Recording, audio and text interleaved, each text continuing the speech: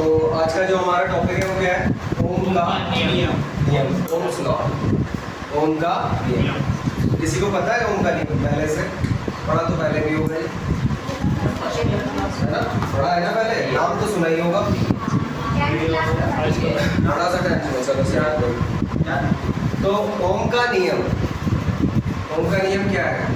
जब किसी चालक के सिरों के बीच विभवांतर उत्पन्न होता है, जब किसी चालक के सिरों के बीच क्या उत्पन्न होता है?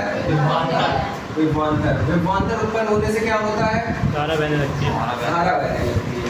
इसमें क्या बहने लगती है? वैद्युत धारा आई। तो यानी कि विभवांतर का धारा से कुछ तो संबंध है ना? जब भी विभवांतर उत्पन्न होता है तो धारा बहने लगती है।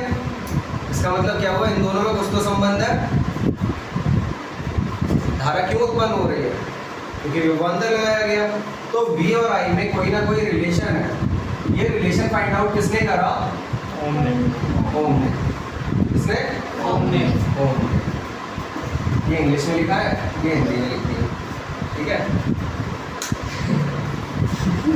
तो नहीं कोई ओम समझे कोई? ओम और ओम मैं नहीं, मैं इतने अच्छे नियम नहीं दे सकता। टेंशन हो जाती ना, तो फिर इसलिए दोनों बातें बता रहा हूं, ठीक है? क्या V और I में कुछ रिलेशन होना चाहिए, क्योंकि जब भी विभवांतर उत्पन्न हो रहा है तो वैद्युत धारा बहने लग रही है तार में। जब विभव सेम है दोनों साइड तो विभवांतर नहीं है, और विभवांतर नहीं है तो धारा नहीं है। अगर दोनों साइड विभव सेम है, मान लो यहाँ 100 वोल्ट है और यहाँ भी 100 वोल्ट है, तो कोई धारा बहती है क्या? कोई धारा नहीं बहेगी अब। क्यों? क्योंकि विभवांतर क्या है? 0। 100 माइनस 100, विभवांतर मतलब विभवों का अंतर। 100 माइनस 100 क्या हो जाएगा? 0। कोई धारा नहीं बहेगी। लेकिन अगर एक तरफ 100 वोल्ट है और एक तरफ 40 वोल्ट है तो क्या होगा? तो धारा बहने लगेगी। सही है?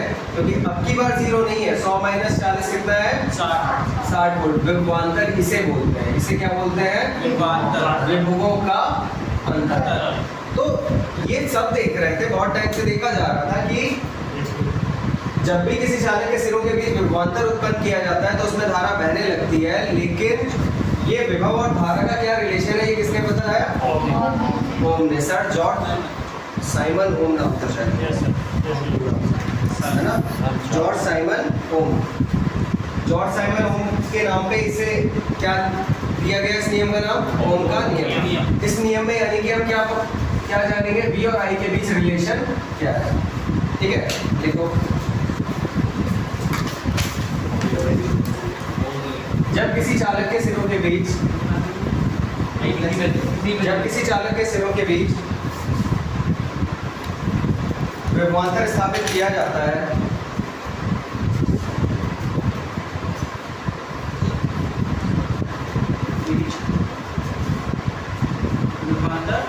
स्थापित किया जाता है,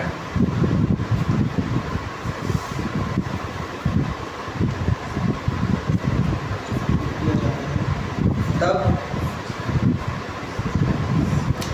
उसमें एक वैद्युत धारा बहने लगती है। तब उसमें एक वैद्युत धारा बहने लगती है।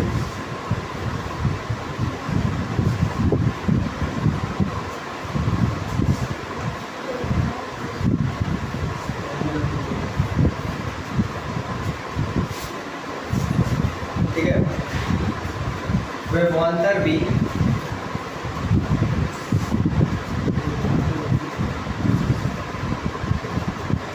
तथा वैद्युत धारा I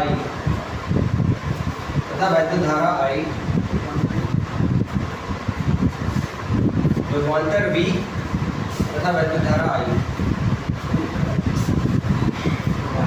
के बीच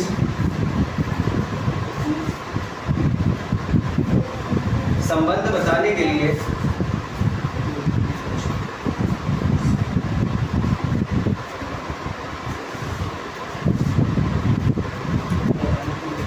जर्मन वैज्ञानिक ओम ने एक नियम दिया। जर्मन वैज्ञानिक ओम ने एक नियम दिया जिसे ओम का नियम कहते हैं। जिसे ओम का नियम कहते हैं। जर्मन वैज्ञानिक ओम ने नियम दिया। जिसे ओम का नियम कहते हैं, जिसे ओम का नियम कहते हैं। नेक्स्ट लाइन से लिखना, इस नियम के अनुसार, इस नियम के अनुसार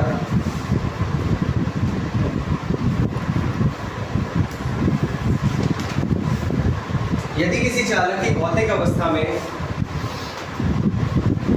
यदि किसी चालक की भौतिक अवस्था में,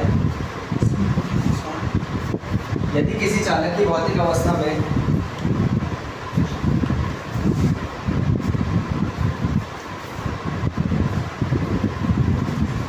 यदि किसी चालक की भौतिक अवस्था में कोई परिवर्तन ना किया जाए, यदि किसी चालक की भौतिक अवस्था में कोई परिवर्तन ना किया जाए, तब उसके सिरों के बीच विभवांतर,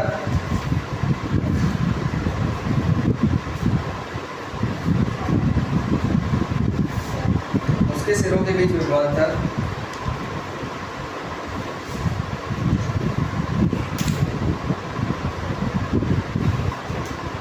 तथा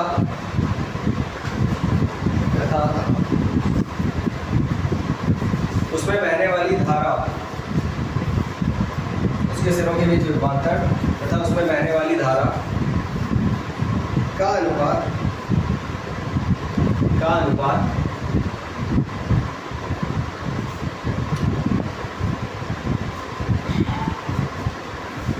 नियत रहता है।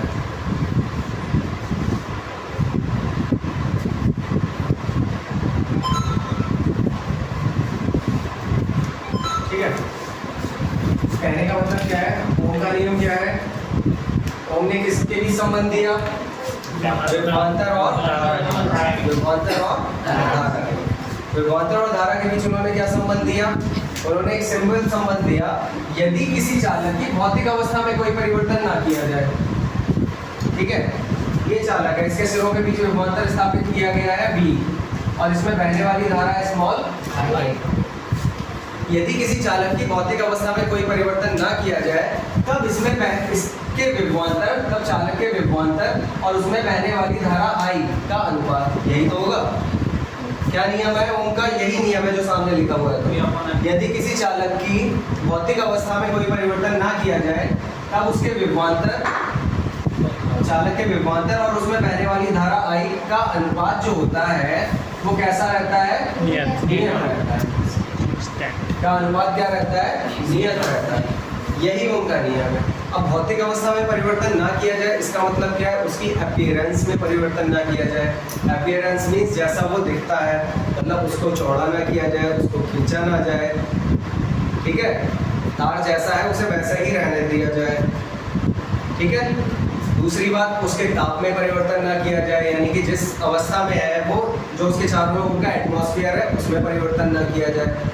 भौतिक अवस्था में परिवर्तन का मतलब ये है। अब इस बात से वैसे तुम लोगों का कोई मतलब है नहीं कि भौतिक अवस्था में परिवर्तन का मतलब क्या है, लेकिन मैं ये बात तुम लोगों को बता रहा हूँ तुम्हारी नॉलेज के लिए। क्या भौतिक अवस्था में कोई परिवर्तन ना किया जाए, ये तुम्हें ऐसे ही रख लेना है कि यदि किसी चालक की भौतिक अवस्था में कोई परिवर्तन ना किया जाए, तब उसके विभवांतर और उसमें बहने वाली धारा I का अनुपात क्या होता है, नियत रहता है। यही ओम का नियम है। ठीक है, और भौतिक अवस्था में परिवर्तन ना करने का मतलब है कि उसकी जो अपीयरेंस है उसमें परिवर्तन मत करो, और उसके चारों ओर का जो एटमॉस्फेयर है उसमें परिवर्तन मत करो। ताप को ना घटाओ ना बढ़ाओ, वैसे ही रहने दो। ठीक है, तो लिखो, यदि नेक्स्ट लाइन से लिखो, यदि किसी चालक के सिरों के बीच विभवांतर कैपिटल V, यदि किसी चालक के सिरों के बीच विभवांतर कैपिटल V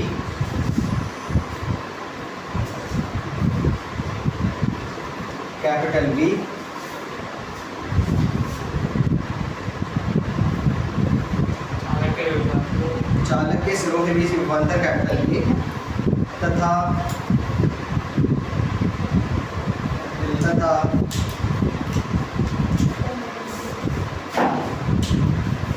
उसमें बहने वाली धारा स्मॉल I हो। चालक के सिरों के बीच विभवांतर कैपिटल V है और उसमें बहने वाली धारा क्या है, I हो।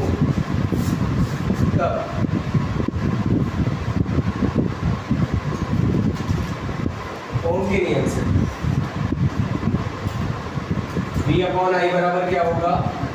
कांस्टेंट। नियतांक। ठीक है, यही तो है ओम का नियम। इस नियतांक को ही क्या कहा जाता है? और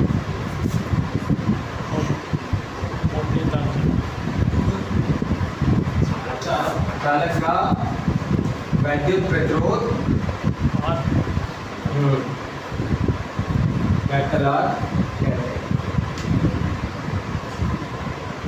अतः कैपिटल आर बराबर क्या हो गया? B upon I. आई।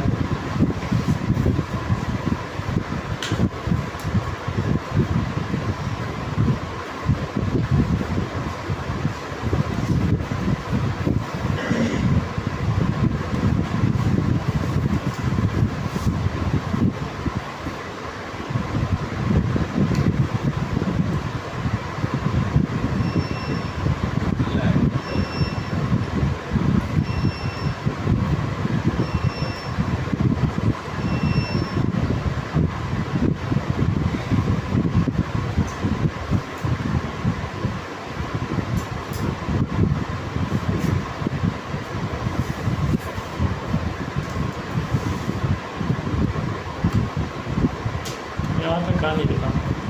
हो गया। इस नियतांक को ही चालक का